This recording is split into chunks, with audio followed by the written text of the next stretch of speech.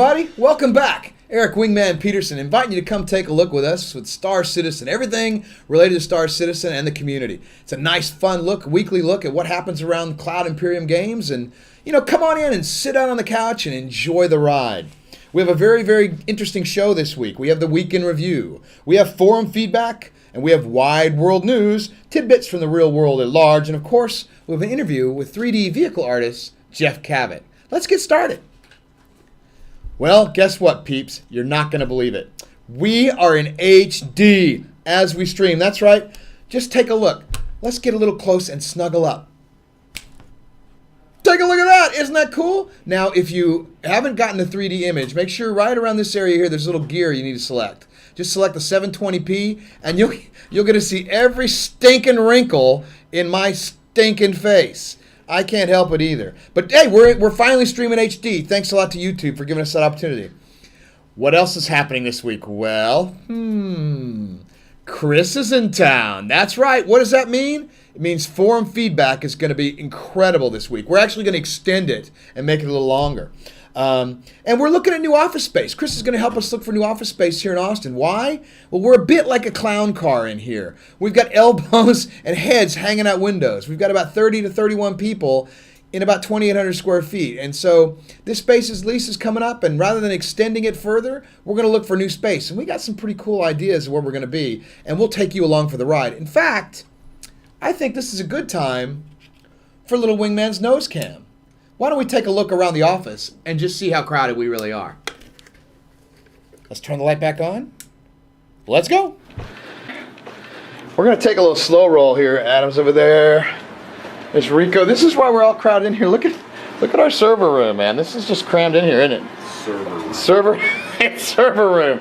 Right. We are elbows in a clown car. There's Ron, Jeff.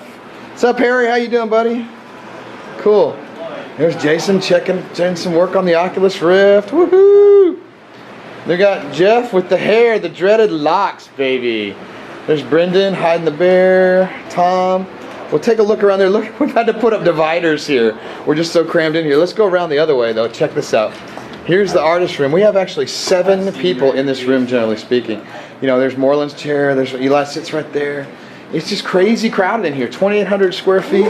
There's Brian. We'll have some more stuff on the mocap going on. Oh, what was that, Chris? Do you have something to say? It's crazy in here. It's crazy. Cool. And then you got Forrest. Start the show. And you got Rob over there, Nathan. Kyle's over here. You can see Ben and Brittany. Look how close Ben and Brittany are. And then we got Justin in there. Justin's backed up to John. I mean, that's a tiny office in there, man. Then we got Pete, and there's the other side of the Origin deals. And then, of course, the man himself. What's up, Chris? How you doing, buddy? My office. Yeah, Chris's office, right there. Right out there in the middle of the pit. You can kind of see we're crazy. Oop, almost saw the star map there. Woo! Oh, just had a little bit. There's Chris Olivier. Oh, hey, watch the camera jiggle. And there's Mark Skelton in here. So we are just all over. Hey, John, go back to the little hole over there, buddy. Anyway, so you guys can see what it's kind of like here, And there's our massive kitchenette. What's up, Chris? Having a little cappuccino back in there? Yeah, making myself a little cappuccino.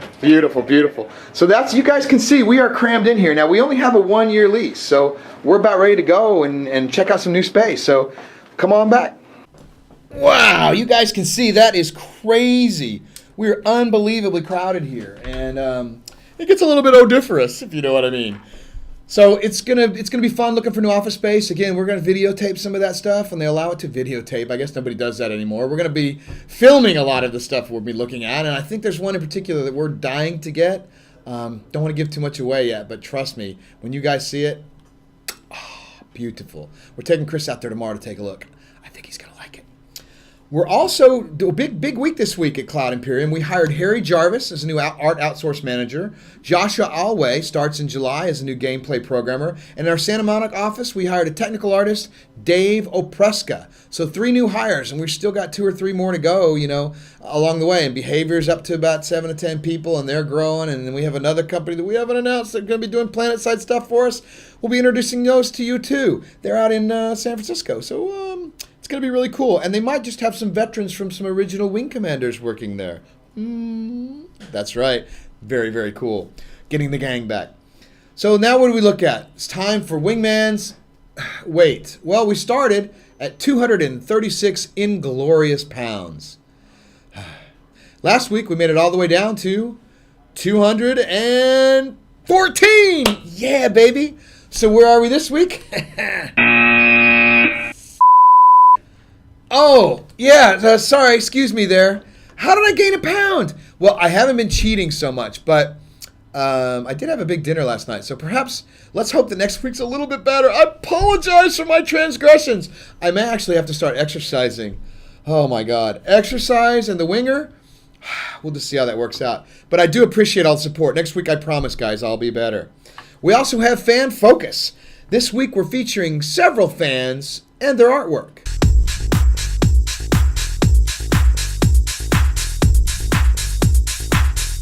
Hey, welcome back, everybody. Now, this week's Fan Focus, we decided to take a look at some of the really cool stuff you guys are doing in the forums, some of the stuff you're submitting. Let's take a look at that stuff now. From AIB 35 Gavel, I've got a special person in here to look at that. What do you think of that, man?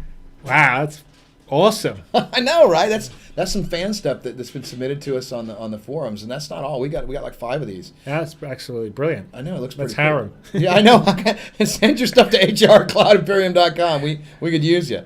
The next one's called the Barracuda Bomber by Stronic Wanderer. Take a look at that. Wow, that's pretty awesome. Yeah. Although it feels bigger than a bomber. It feels kind of like a small cap ship to me, but yeah, it looks awesome. Yeah, maybe a torpedo bomber. Lot of detail. Well, no, it's just all the detail on the front. It kind of sort of maybe those are meant to be small tiles, but it sort of gives it a sense of scale. And then it looks like those radar domes on the top. It looks awesome, though. It does. It does look very cool. The Gravis 400F by Rock. Wow. We got some talented. Seriously. Yeah, it's awesome. I mean, I'm looking forward to seeing when we open up and we say this is how you build it. Here's the system to build it. Seeing some player-generated stuff come into our universe. Look at the scale on that thing. That thing is actually really large. Unless that guy is only 1 inch tall or something in real life. And we also have the S-Class Light Frigate by Hazard 65. Yeah, that's pretty damn cool. That's pretty too. sexy. I think I've seen that before, though. Hasn't that been out before I saw it on the fan art stuff? It's Yeah, really yeah. I think it's in the really fan art. We decided to highlight some of the favorites. Yeah. No, we got an amazing community. Brilliant. Yeah, I think it looks cool. And the last one is the Strybog B by Odin. Ah, yeah, the famous old Strybog. That's come along. Yep. It's all textured now. Looks fantastic. Yeah, isn't that cool? So yeah, now it'll be fun to get these. Looks like it may have a few less weapons than when I first saw it. Originally, it was just basically a flying massive guns. Now it's got quite a few guns, but not quite as many as I think maybe before. But I could be wrong. It looks great, so it's fantastic. All right. Well, that's kind of the cool stuff we get, right? Scoot you in here, man. Let's get you in here. That's hard with you, Eric. How many pounds it's getting. I know. You know, I actually went up a pound this week. It's not, but thank you for bringing that up. Yeah, you didn't know, right? Yeah, I know. I went up a pound. I think it was a steak dinner I had last night. All right. So everybody's clamoring because it's good to have you in town because we can get a lot of extra form fitbits. So we decided to double up on the questions. Okay. You sure you're up for this? Ready. Let's do it. All right. From Zlinga, he says, will repair of ships be automated, repair bots, repair shops, or will be able to repair them ourselves to some degree? So it's going to be a combination. So we were thinking that generally for the heavy repairs, you have to be down on a planet and have proper repairs, and your repair bot will be able to do certain level repairs. But we're also thinking about having a situation on the bigger ships that maybe there's some damage that you can go and sort of patch over and repair, kind of think of the Millennium Falcon and getting the jump drive working, or maybe even potentially, which I'd like to try and get, and we'll see though, some EVA, you could maybe get outside your ship and patch up a few things so you can sort of limp to the nearest base and then have them properly repaired. So a little of both is the correct answer. That'd be kind of fun to do, actually, getting out there zooming around in space and somebody No, it'd be cool. I mean, we it's a first-person engine. We just have to do some stuff for the zero-G maneuvering. We're going to have some of that already. So then it's really a matter of getting in and out. Right. Some ships it will be easier in than other ships. Because they have airlocks and stuff. Yeah. And we've got to deal with the transition animations, which just adds more sort of content we have to do on the animation side. But other than that, it should actually be quite doable. Yeah, Brian can do that, though. One-man animation gang, right? I think we're going to need more. I know, we're going to have more animators, I know. Yeah. From N. Paleman, he says...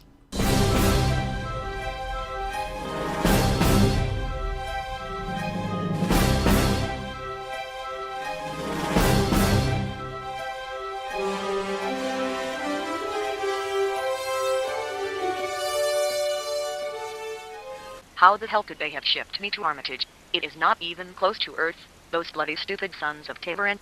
Unit email. Concept feedback indicates that your retrieval message has been received. You may wait in front of the bay for pickup.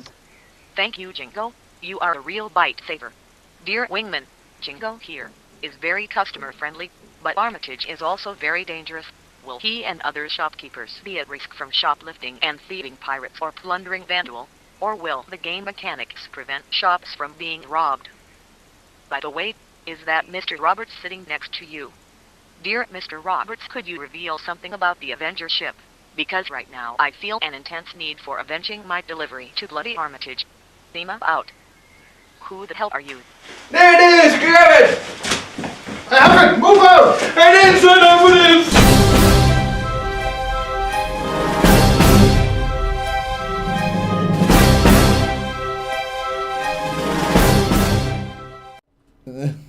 That's great. Very good. So will shopkeepers be at risk from shoplifting and pirates and stuff like that? Well, no. So when you're down on the planets, pretty much that's sort of the safe zone. So the danger of being in a sort of more lawless area is what happens as soon as you leave the planet, and you can get jumped. There'll be people around, and there'll be shady people on the planet that'll be tracking you, but not necessarily there'll be any thieving or robbery happening down on the planets, at least anyway at the beginning. I mean, who knows, once we're live and we're changing things and we actually start to do more stuff in first person on the planets, but right now the first person planet stuff is about buying, trading, talking, communicating, finding missions, but it's a safe zone. There's no combat, so therefore there's not going to be any sort of theft or anything like that. Right. And as we open it up, maybe some of that stuff is, but we're not supporting that game mechanics yet. We've already got enough of other stuff to support to get this game out there. Amen to that. So what about the Avenger ship? You want to tell them a little bit about that? Well, I think now's not the right time. We're going to be disclosing the Avenger when the new website comes online. There might be something big coming up at the end of the month. So yes, so that's not very far away from now. So approximately about 3 weeks you can wait, and then we'll have details of the Avenger and actually quite a few other cool things that we're going to show you that we think you're going to be quite excited by, which we're pretty excited to show you. So exactly. Now this is from Ravem-evo. He says, will citizens who own a number of the same ships be able to see them all in the hangar? And what will happen to my Connie and Corvette? From the recent hangar preview, it appears they will be too big to fit. So the simple answer is yes. I think we've discussed it, but there are different levels of hangars. So the hangar that we were showing in the very early preview is the base level of hangar. So that's the hangar that's really for if you've just got an Aurora and basically an Aurora, not much else. The next level of hangar up, I'm not sure if it starts at the 300i. It may start at the Hornet or Freelancer level, is one level up, and then there's another level of hangar above that where the Constellation would fit inside. So they all built to design to fit the ships, and they all sort of modularly scale depending on how many ships you've got. So yes, we're trying to support some of the crazy number of ships and configurations we have out there. I can't warrant that the frame rate's going to be amazing in the first drop if you happen to have 50 ships sitting in it, because we're not really working on the LOD aspects of the engine right now. And in the first iteration of the hangar, we probably won't have every single ship. Like, for instance, we won't have the Idris Corvette and a few other things that you can have in the hangar and have access to in the first drop. Eventually we will. We'll iteratively do it. So the drop of the hangar that will be in the August and Gamescom is the one that will have all the ships that were the base pledge ships. Right. So, Aurora, 300i, Hornet, Freelancer, Constellation. May or may not have the Cutlass, we don't know, because that's sort of on the edge of potentially being done or not. And there's a very small number of backers that only have a Cutlass. I think there's like 200 out of the hundreds, thousands of all you guys. And then as we go on, as the new ships are finished, they'll automatically get dropped into the hangar, and we're also going to be expanding the hangar location. So it's all part of our iterative development. Never been done before. We'll see. So this will be good. But yes, Ruben, don't worry. your constellation will have plenty of room and room for its friends. Now, we know Ruben, too, because he's the completionist. He's the completionist. So he's got quite a few ships in his hangar. Big thanks. So definitely big thanks for doing that. And just make sure you have a fast machine, because that's going to be a lot of polys to draw. That's true. And I got to go out there and get the top of the line. From Zija01 or 1, it says, what kind of character customization options will we enjoy when the Hangar module is released? Will we be able to create our first avatars? So in the first iteration of the Hangar, no, you won't be able to create your avatar or dress them up. I think we're just going to allow you, and you won't be able to choose male or female. It's just going to be a male avatar. I think it's only just going to be the RSI spacesuit. But as we go along, again, sort of referring back to what we were talking before, those are all features that will be coming online. You don't have to wait till the final game comes out. It'll be sort of coming online. I can't remember on which one of our iterative release schedules the customization is. I think it kind of involves the planet side stuff too. It does, yes. So that would probably, I would think, be debuting more in sort of 2014, early 2014 versus this year.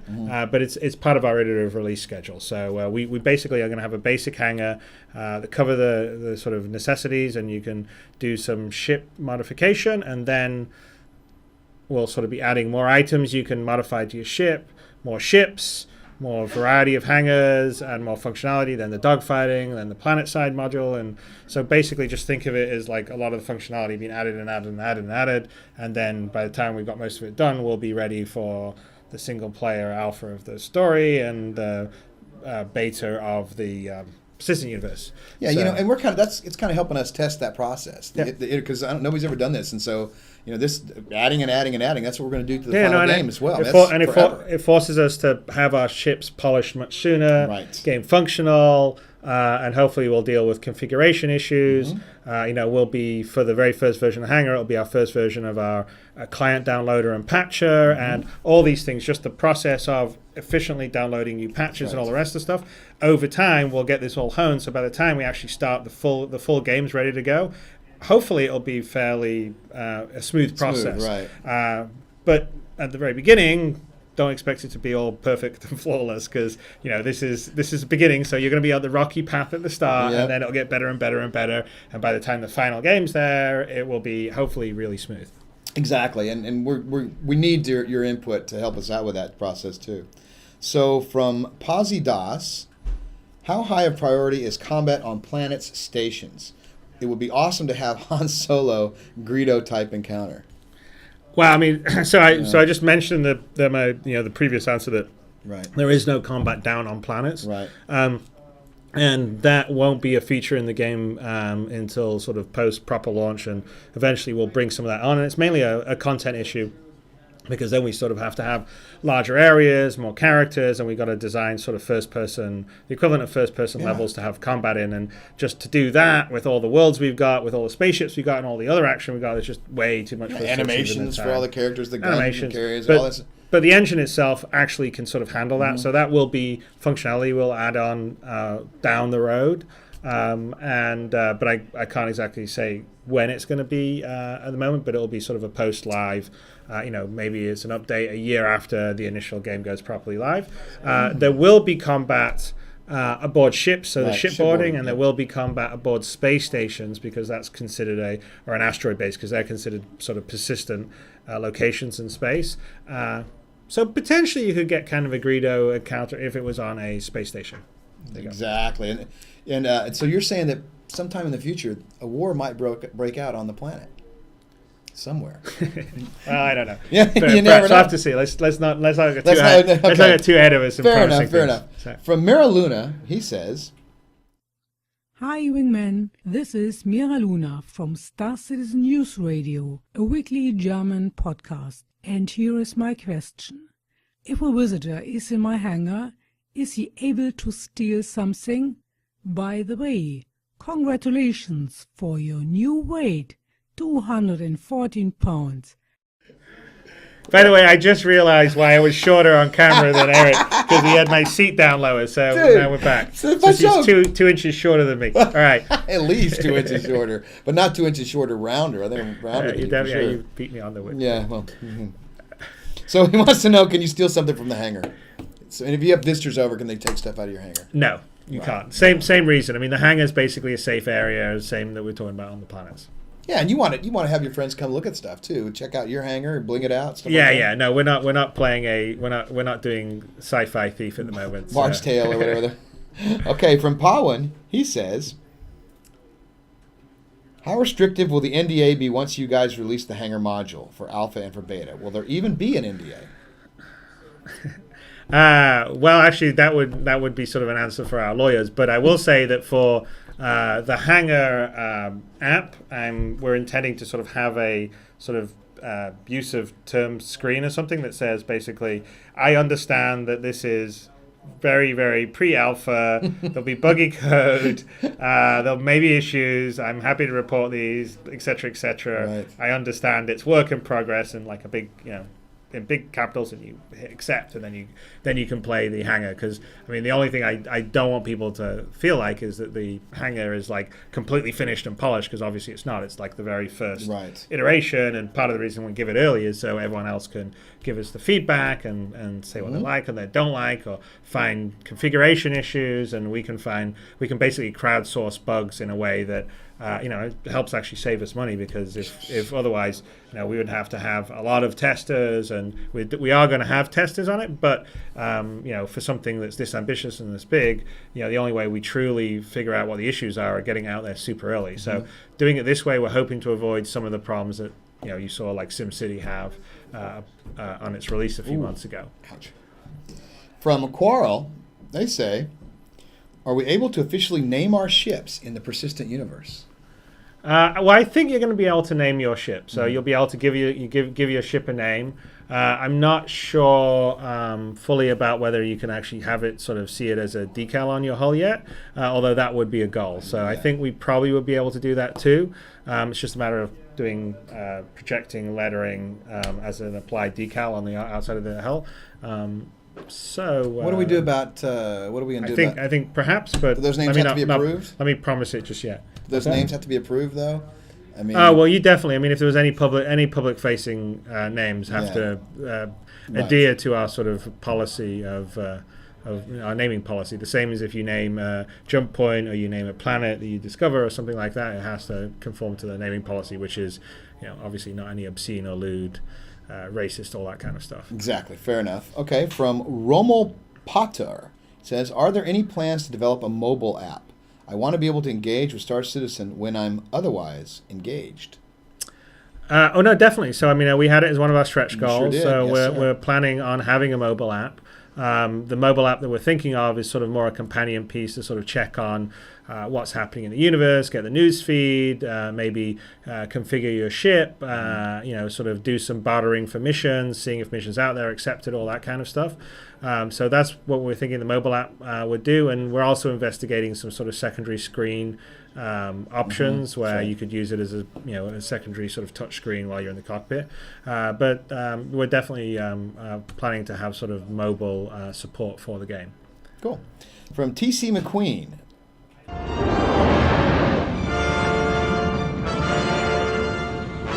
Hey, TC McQueen here, the 127th Angry Angels. Listen, we got these vandals all over us before we even know what happens.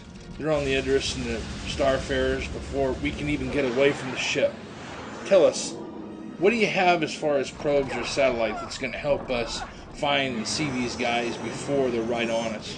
We need some extension of range. Yeah.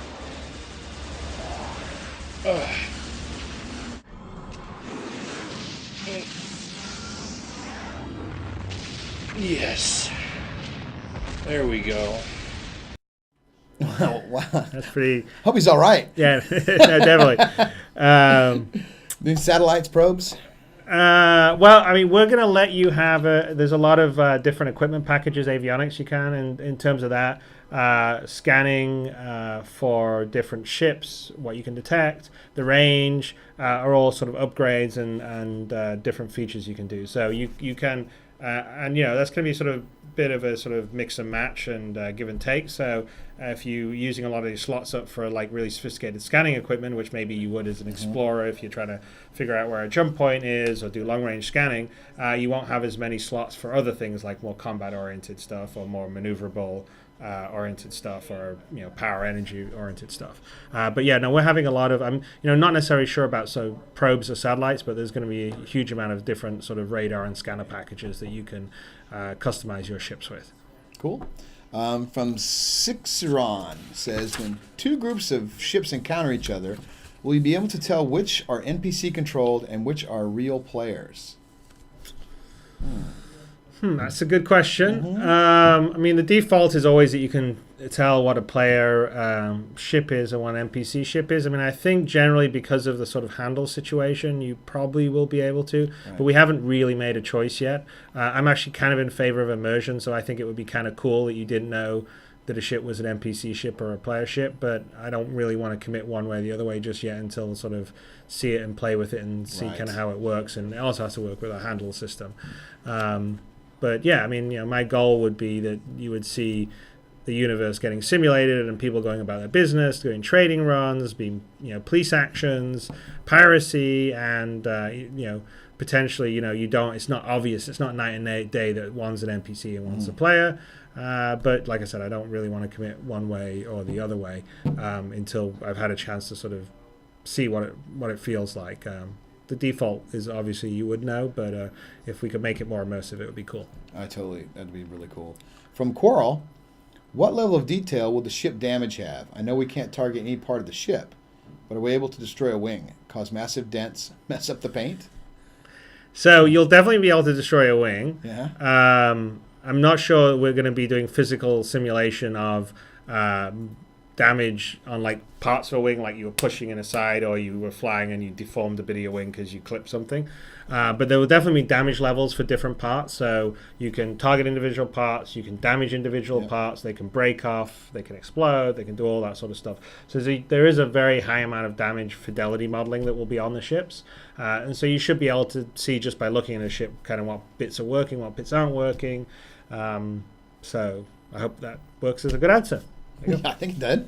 All right, from Vicious Luggage, we'll be able to change the articulation type of a thruster. I know we can't cram a TR3 into a TR1 slot, but can we change a fixed thruster to a flex thruster of the same TR value, or add thrust vectoring to a ship's main engine? That's going to really depend on kind of what the ship itself will be set for. So the way the thrusters work is they're basically, it takes the thruster's type, rating, and if it can articulate its range of motion, and then the hard point that it matches up to also has like a range of motion allowed on it, and then it will take the subset of those, basically, whichever is least of the two. So theoretically, you could maybe mount a fixed thruster where an articulated thruster is. I don't know whether necessarily it would be the other way around. It's sort of going to depend on a ship-by-ship basis. I mean, a lot of the way the thrusting's working out is most of them would probably be articulated, and if not, it would have to be replaced by, so this is the maneuvering jets, a sort of fixed thruster that would have the standard sort of ability to sort of look a little like the lunar lander thruster, where you can see sort of a nozzle up, nozzle out, and left and right and down and so on, like that. So it'll all depend on a ship basis. So it's kind of hard to say. But potentially you absolutely could be able to put a different type of thruster on. Like if it defaults with a fixed thruster and the ship allows you to put upgrade it and have a jointed thruster there, you'll be able to put that on the hard point. Cool. So from Mac Jirv Eric, he says,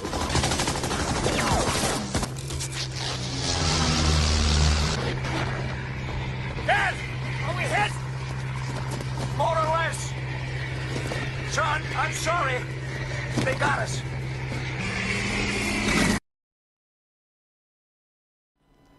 Yeah. If he shoots like that, why wouldn't he want to be my wingman? Yeah, no, he can be your wingman every day. I know, dude. That's pretty much how I see it in the back of your there. They're already giving me the nerf ship, so, you sure you want to be in there? Listen, I want to thank you for joining us, and now it's time for Brittany and the most valuable post. All right. Take it away, Brittany, right? Exactly. Take it away.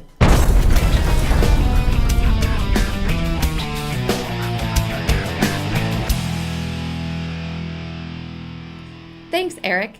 Ravem-evo started this thread asking the community for tips on playing space sim games. The Star Citizens came out and answered the call with everything from don't crash to eloquent in-game play strategies. Being a novice gamer myself, I especially appreciate the thread. Thanks, Ravem-evo, and everyone who participated. You've made the most valuable post. Back to you, Eric. Thanks, Brittany. And now it's time for Wide World News.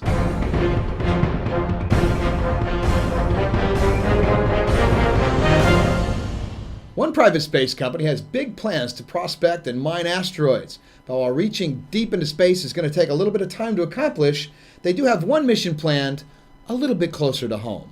I'm Chris Lewicki, President and Chief Engineer at Planetary Resources. In addition to mining asteroids, we came up with another big idea. An idea to bring space within reach for everyone. One that will transform the way that we interact with our cosmos and our own planet. And here it is, the world's first crowd-funded space telescope, for you to control. Not only will you be able to join the search for potentially hazardous asteroids, examine distant galaxies, or inspect our own solar system, you will be able to send a picture of yourself into space for the entire universe to see. As part of our mission to identify and mine asteroids, we've made every aspect of the spacecraft smaller and more efficient than previous space observatories. The Arkyd has a comparatively large main optic, deployable solar panels, specialized communications antenna, onboard screen, and a camera arm so it can take pictures of itself orbiting the Earth. This project bridges the gap between the Earth's surface and outer space both physically and psychologically. All of us down here are going to be doing something together up there. While our primary mission is to prospect and mine asteroids, we also want to inspire a new generation about space and all of its potential. We've come a long way, but we need your support to get this idea off the ground. Make your pledge and join us as we invent the future. If you'd like to get your very own space portrait or perhaps book observation time on the Arkyd Space Telescope, visit the Kickstarter page to back the project and reserve your place in space history. And now let's take a look back in time with This Week in Space. June 2nd, 1966, and America is about to set foot on another planet for the first time, even if it's only the footpad of a lunar probe. Surveyor 1 descends from direct trajectory from Earth. No parking orbit for this little guy. This animation shows how Surveyor 1 looked as it came in for a soft landing on the moon. The date, June 2nd. As evidenced by these photos, a spacecraft can land on the lunar surface, and probably a man can walk on it. Some of the terrain is very similar to our soil. A man would leave footprints as he would in sand.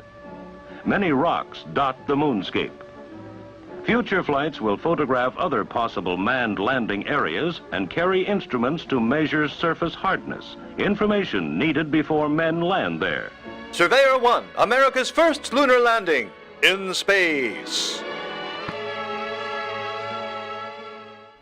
And that's your Wide World News.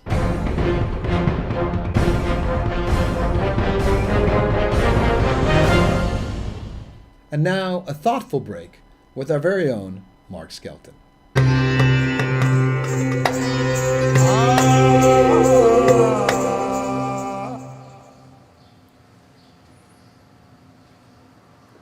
So how do you handcuff a one-armed man?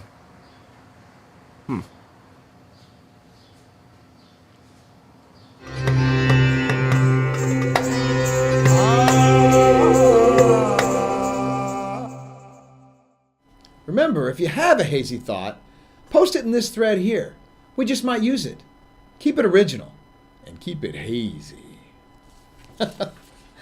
And now it's time for our own VP of Marketing, Sandy Gardner, interviewing Jeff Cavett. Take it away, Sandy.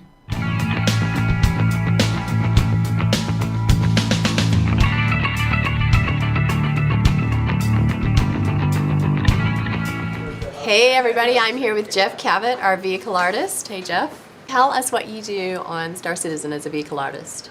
Basically, I make ships, any of the vehicles that the people will be flying around in and blowing each other up. And we have quite a few ships. Yes. So you're a busy man. Very busy, but I'm loving every minute of it. Awesome. And where did you come from before you came here? Before I came here, I was over at a company up in Dallas called Terminal Reality. I was there for about 8.5 years. Worked on Ghostbusters, the video game, Star Wars Connect, The Walking Dead. Cool. Before that, did a little bit of stint in visual effects and post and commercials and stuff. Okay. So you do play video games, right? Oh yeah, totally. And you've heard of Chris Roberts? Oh yes, oh yes. Played any of his games? Played one of the Wing Commander series at my friend Steve's house. Growing up, I didn't have my own computer, so until pretty much getting into college. Okay. But so I had to go over to his house and check it out. What ships are you working on right now? We're back to your vehicles. Sure. Vehicles and ships. It always confuses me because it's like, right. I think of cars as soon as I hear vehicles. Well, it's going to be all ship. inclusive. Yeah. I mean, if there's any ground-based ships, I'll be working on those too, or vehicles. So we've got the Aurora. I mean, we're going to have the Aurora, the Constellation, the 300i. They're all going to be out for the Hangar app. So you're probably crunching right now. Right now, toying around with actually working a little bit with helping flesh out the. And then I just heard recently I might be helping out flesh out part of the as well. So exciting news! Thank you, Jeff. Hope that wasn't top secret. And guess what? Of course, he's right here with me. How you doing, man? Doing great. Cool. That was a really nice video there. And Sandy didn't have the red shirt, so you're obviously one of the newer employees here at Cloud Imperium. How did you get here? Wow. Basically... in a car, right? Well, yeah. Yeah. Basically, when I saw the Kickstarter, I just knew immediately that I wanted to work on this game. That's cool. And of course, December rolls around. I hear Brian Brewer is interviewing with you guys. Got a job. I'm like, let's do it.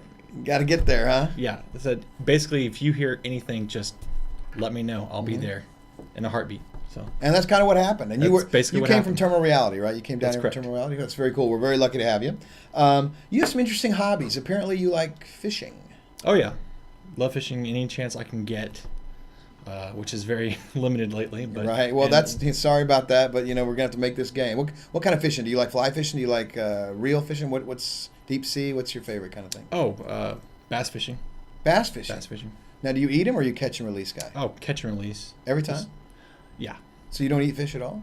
Well, not like salmon and that's a big goal. Actually, don't catch and release salmon, of course. You got to eat those guys. That is a goal. One day, just go camping, go to a river, catch a great salmon, go up to Alaska, on fire. Maybe.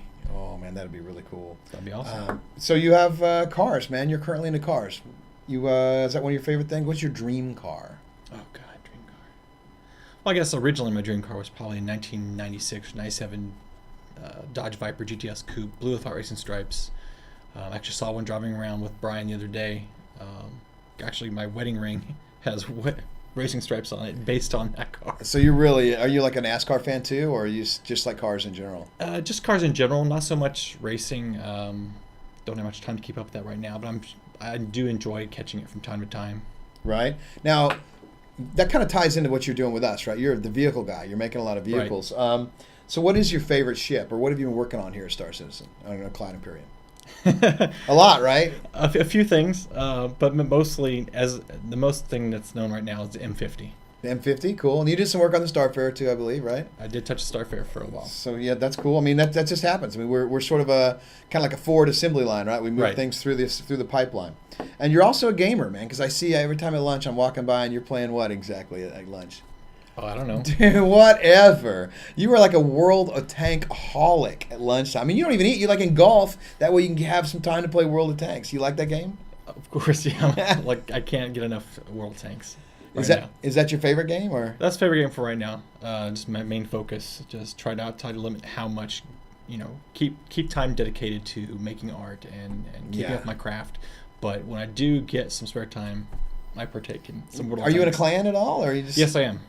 Cool. Do you want to just recently shout out to your clan members? TKO. Are all the TKO members part of Star Citizen? I'm not sure. I can ask. Not sure. You better ask Jeff, or else you're going to be Jeff over there. I'm just kidding, obviously, sort of. So you also are a movie aficionado, right? I love going to movies. That's my favorite thing to do. But you had an interesting take when we're talking. When I was, writing up the stuff earlier. We're talking to you.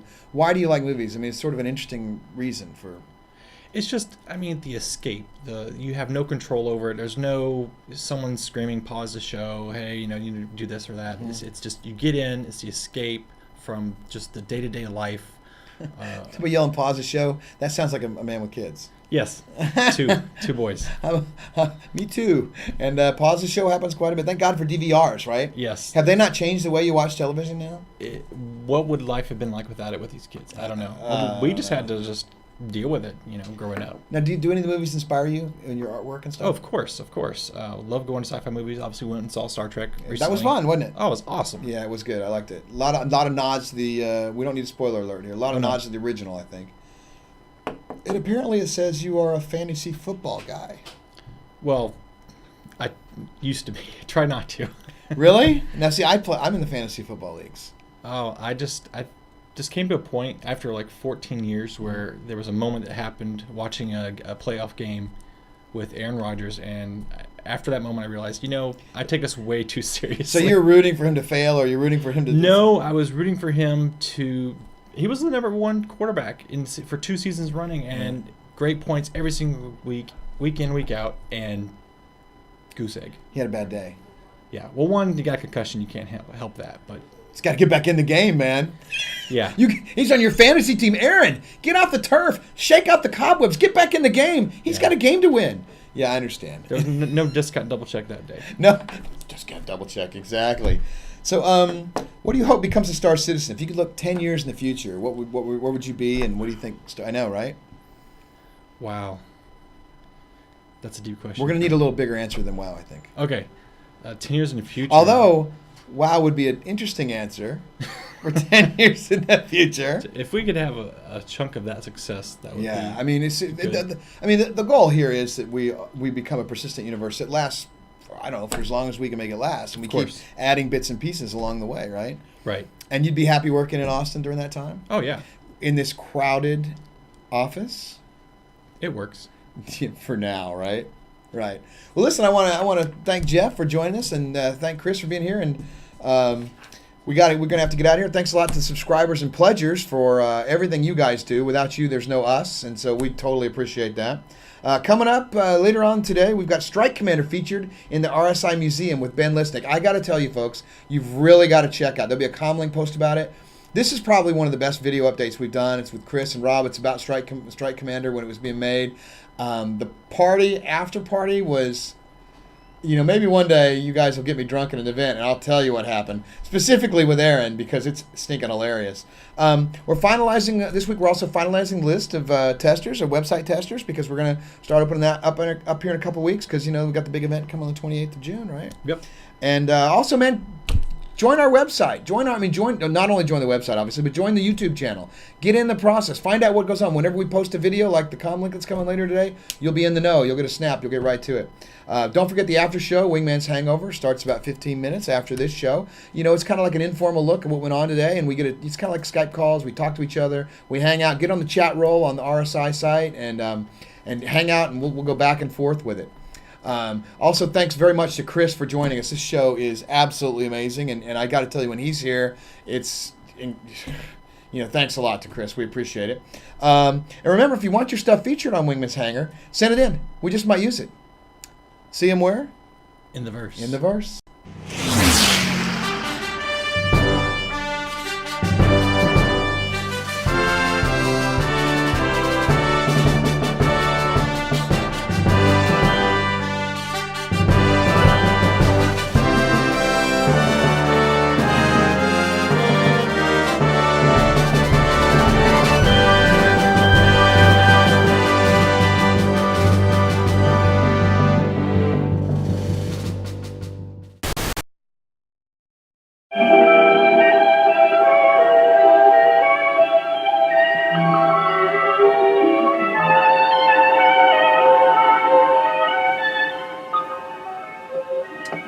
Have you ever been as angry as Paul seems to be right now? Do you remember how quickly it happened? And how you wished, as Paul does, that you could take your anger out on the person who made you angry. Angry feelings should be gotten rid of one way or another, but always without hurting someone else. But let's go back and see what made Paul angry. Of lived who had an ounce of integrity. You're a traitor from a race of traitors. Disloyal to the core. Rotten like the rest of your subhuman race. You belong in a circus. Right next to the dog-faced boy.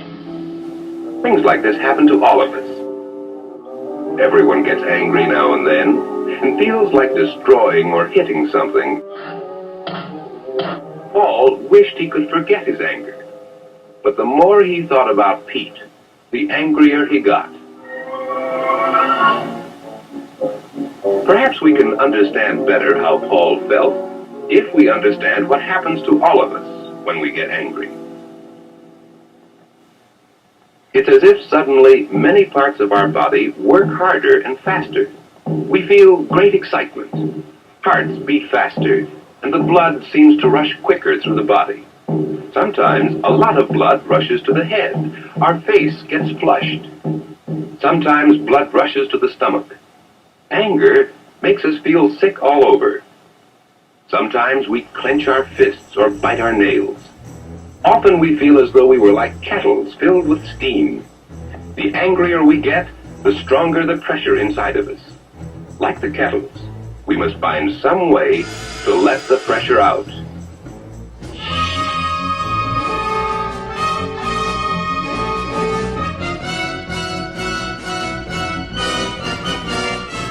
Anyhow, with his feelings taken out, Paul may have found that he wasn't angry anymore. That evening, Pete telephoned Paul to apologize. He knew that he'd been wrong.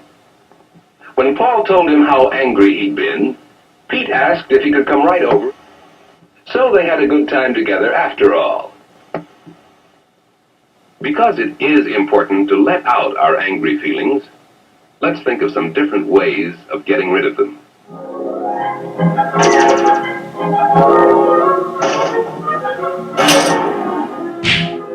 All these are good ways to get rid of anger. They free us so that we can start having fun again. You see, the important thing is to let out our anger in some active way, by running, or jumping, or hitting the punching bag. And perhaps when we get angry, we'll think of the best ways to work our anger out of our system.